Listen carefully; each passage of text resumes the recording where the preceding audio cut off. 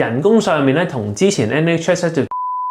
會同一啲警察開會咯，自己係好低微，真係冇 case 咁滯咯。Long time no see，我係爺爺，今日咧想同大家分享下我嘅新工 Counsel 嘅社工，有10條 Q&A， 希望咧睇完呢條片咧，大家會了解下咧 Counsel 嘅社工有啲咩做啦，人工福利如何啦，同埋咧會唔會都啱大家做咧？你要唔要簡單介紹下你少少英國社工嘅 background， 幫一啲新睇我哋嘅觀眾？一開頭嚟英國咧，第一時間咧就唔係做社工嘅工作嘅，做咗一份咧 charity 咧就做一個 dementia advisor， 做咗大概2年到啦，儲夠足夠嘅經驗咧就轉咗去一份 NHS 嘅 mental health 嘅社工，喺嗰度咧大概留咗1年半左右啦。之前大家有睇以上唔同嘅片咧，都知道咧我係經歷咗一個比較艱難嘅時期啦，同埋都有少少情緒波動同埋 burn out 嘅情況嘅。其中一個移民嘅目標咧，我自己嚟講啦，都係想過一個咧開心、減少壓力嘅生活。好似同我自己原本嗰個初衷咧就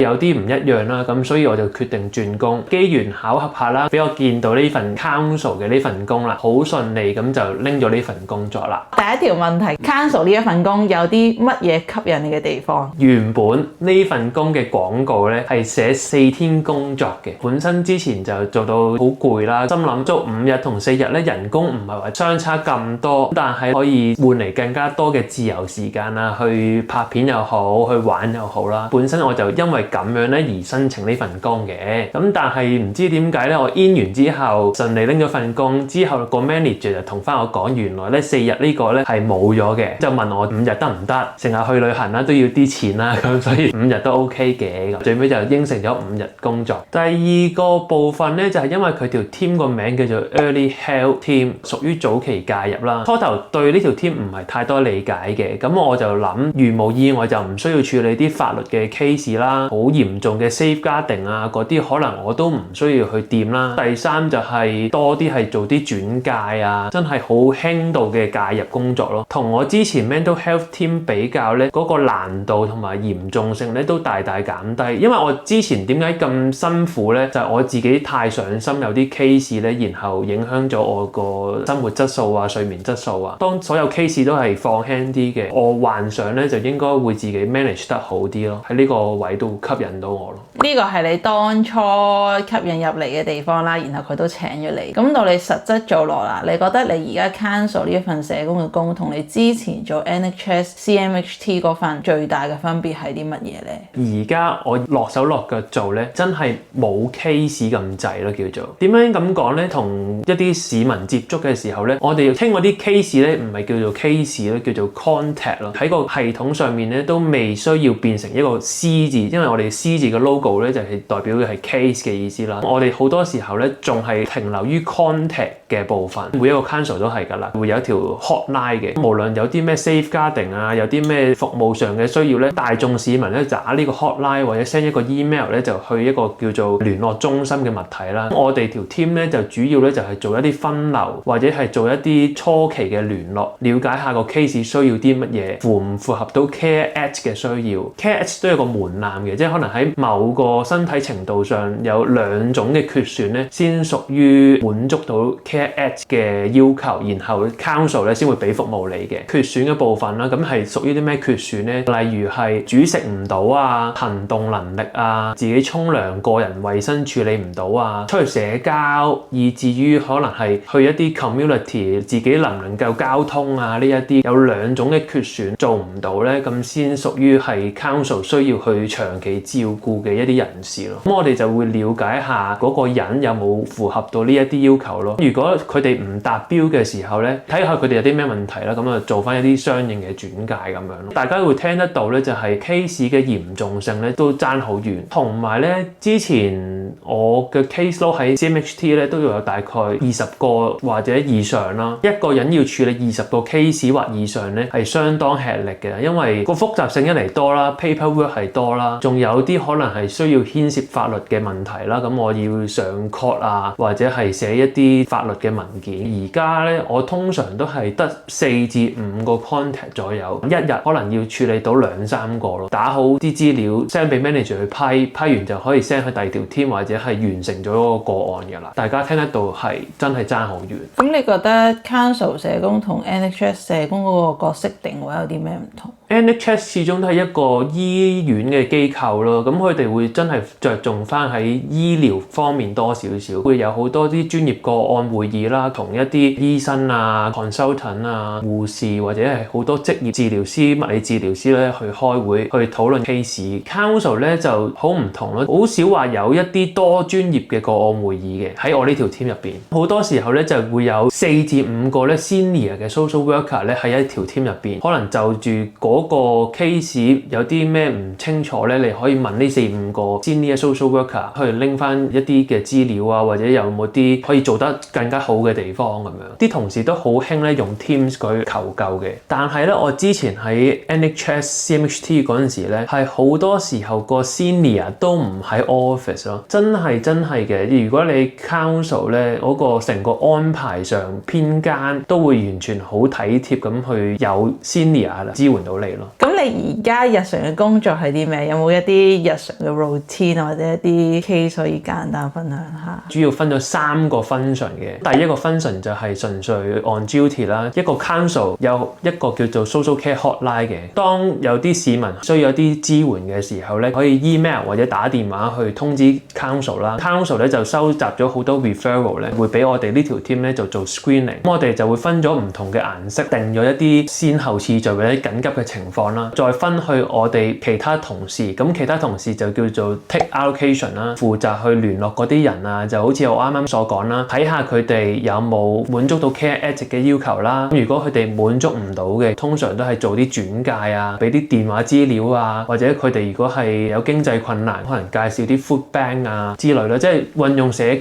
嘅資源去提供一啲協助俾佢哋咁樣咯。第3個部分咧就係會同一啲警察開會咯。呢個都係比較新鮮嘅，我都係最近呢幾個禮拜咧就開始成個禮拜都係同啲警察開會。好多時候警察咧就巡邏嘅時候會見到一啲社區上有需要嘅人，咁佢哋就覺得啊，呢啲可能會轉介俾 counsel 好啲喎，佢哋就會寫翻低當時嗰個情況，然後咧就喺一個警察會議上面咧就講翻呢一啲 case。我哋咧就負責可能俾翻一啲 recommendation，呢個人係去邊條 team 係合適咧，定係還是嚟我哋條 team 提供一啲早期嘅介入，可以減少佢哋嘅需要咧。仲有一個部分咧，我暫時未接觸咧，就係 safeguarding 啦。Senior 咧想我再做耐少少咧，先去接觸 safeguarding 啦。如果真係做 safeguarding 咧嘅時候咧，個壓力會大少少咯，因為嗰啲 case 可能都會係緊急啲啊，或者係需要嘅支援多啲咁樣咯。咁但係我哋如果做 safeguarding 咧，都唔係話咧我哋真係落手落腳去做，主要係我哋呢條 team 嘅功能，以一個社工嘅角度去收集多啲資料，然後咧就幫輕其他條 team 嘅一啲工作量咁樣。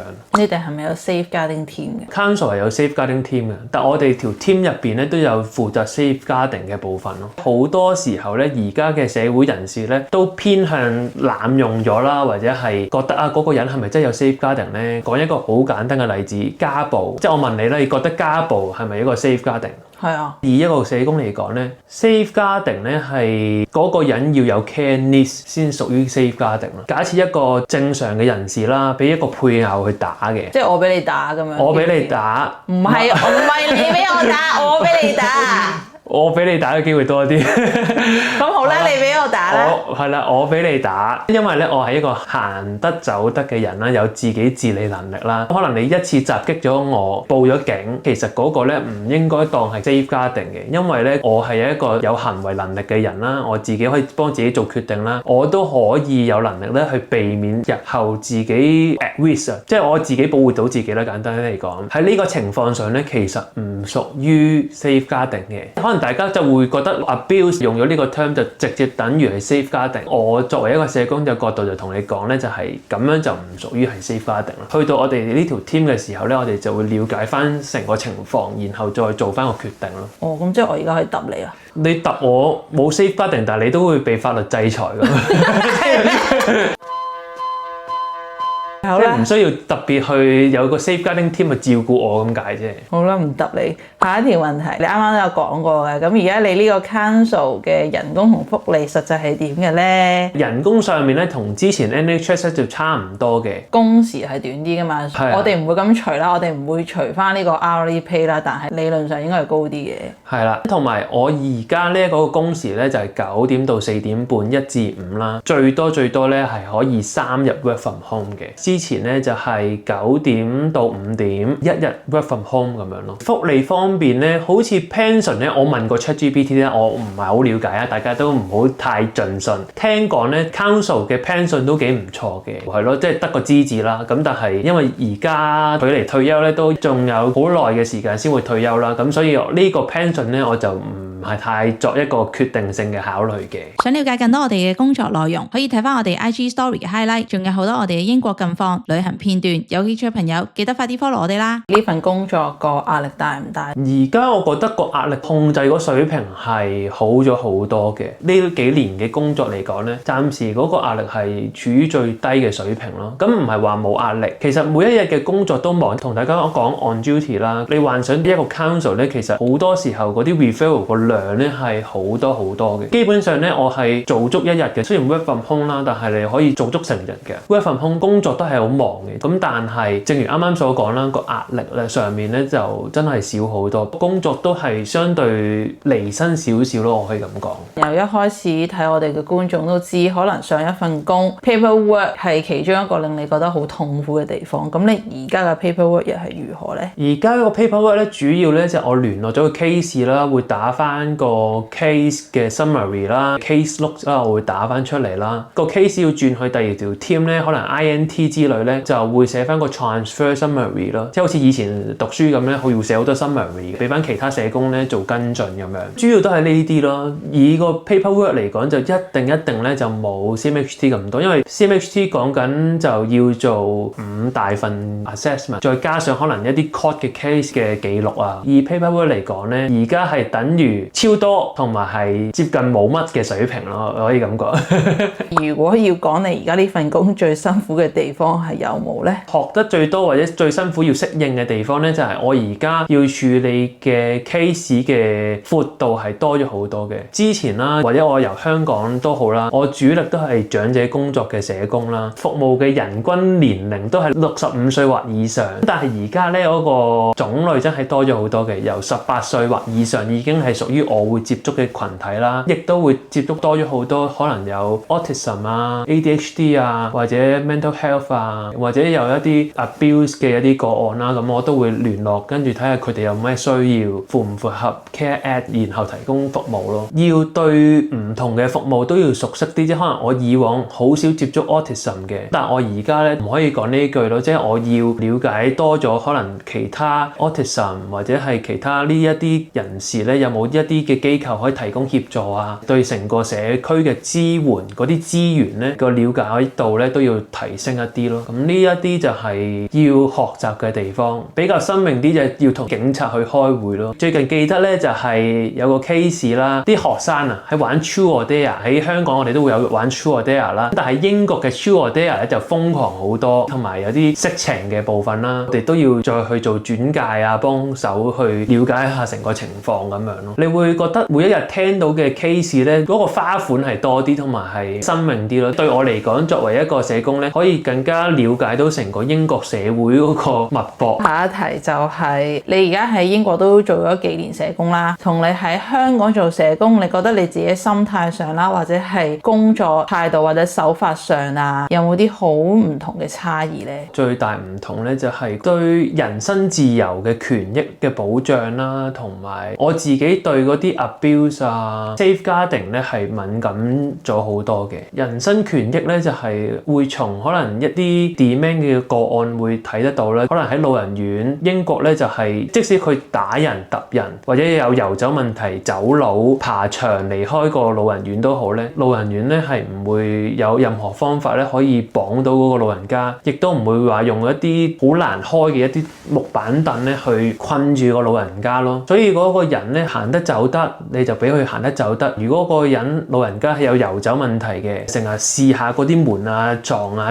咁樣，你都會由佢去做咯。雖然對成個老人院嗰個營運上咧係困難咗好多嘅，但係如果你作為一個家人或者老人家自己本身咧，我覺得呢個人身自由嘅保障咧係令到你會更加開心咯，喺個老人院生活咯。所以呢一個係第一個我自己最大嘅觀察啦。第二部分咧，我就會覺得係我自己對權益上咧，我會自己敏感多啲咯。多咗個 mindset 就係我哋作為一個人喺工作嘅環境當中咧，我哋應該係 free from abuse 嘅，即係我哋需要自己工作都係要開心咯。我諗呢個位就係自己對自己人生嘅一啲保障，工作嘅福利嘅敏感度高咗。可能我自身經歷之前有一啲 mental health 嘅一啲唔穩定嘅情況，或者係自己有 burnout，咁我會覺得咧係自己需要發聲多啲咯。如果我仲喺香港嘅時候，我可能好緊張嗰啲 case， 但係我自己唔會為自己去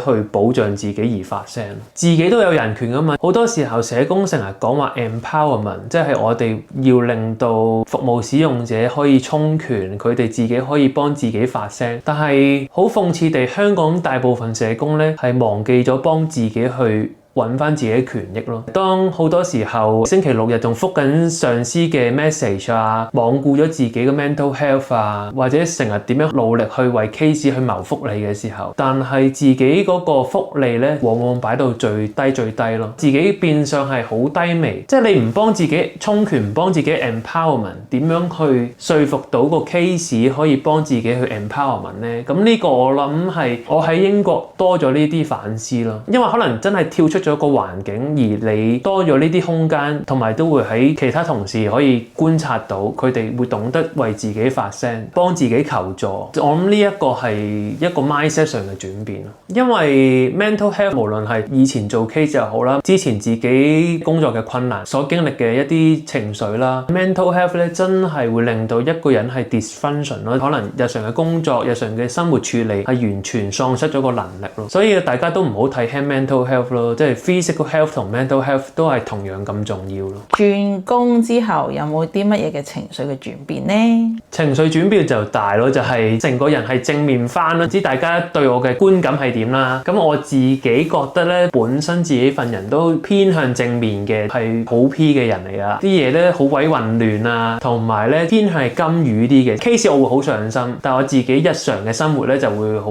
casual 啊，唔會話睇得好重嘅。就係因為我對 case 睇得咁重咧，而影響晒我成個人生咧，我覺得又會好 down 咯。而家咧，我諗成件事會 balance 翻啦，同埋貼合翻自己性格方面咯，即係比較輕鬆啲，同埋做得開心咯。而家係真係叫做做得開心。成個 Q&A 最想問你呢個問題咯，就係你而家開唔開心啊？而家開心啊，滿意度我諗9 over 10咯，亦都冇乜嘢可以 complain 噶啦。之前有好多觀眾都話啊，你好似成日做啲工咧都做得好短又轉工喎。咁一嚟我都好少話做一份工可以做好耐，因為我好似個 pat 坐唔定咁咧，好想成日試下唔同嘢啦。咁二嚟我覺得你轉工咧先會學到更加多嘅嘢嘅，呢個係真心我自己諗嘅一啲內容嚟嘅。但係你話而家會唔會話好想轉工啊，或者覺得好唔適合啊？So far嚟睇，我覺得呢份工係幾適合自己咯。如果我繼續要留喺社工呢個 feel 嘅話，又可以用翻我以往學到嘅嘢嘅知識嘅時候咧，咁我覺得呢份工咧係 fulfill 到我自己嘅性格啦。一個偏緊張底嘅人，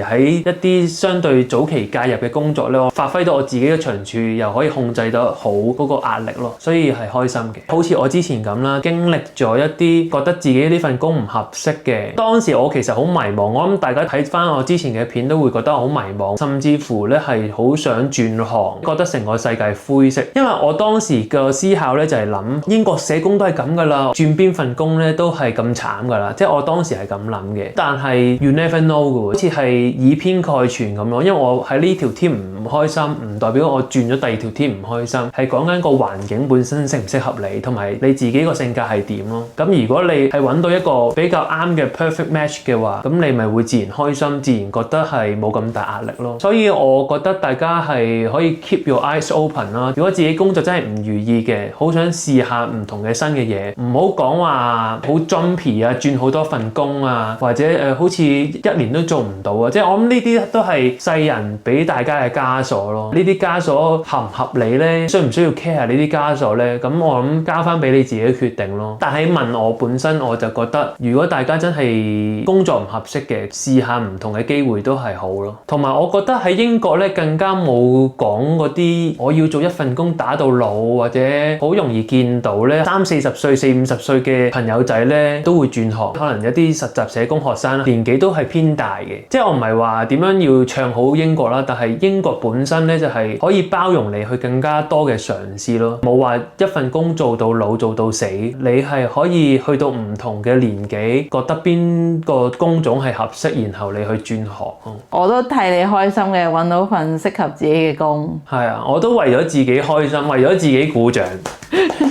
揾到一份合適嘅工係唔容易嘅，但係我覺得唔好閂咗自己嘅耳仔同埋眼睛咯 ，keep 住去尋找 try and error 咯。你真係會揾到一份咧係比較合適嘅自己工作，然後做得開心咯。係啊，所以呢份工對你嚟講可能係完美，可能對有啲人嚟講唔係佢適合嘅工嘅。係啊，係咯，即係有啲人會覺得啊，你份工咪冇咗即係啲面對面見 case 嘅機會啦，會唔會係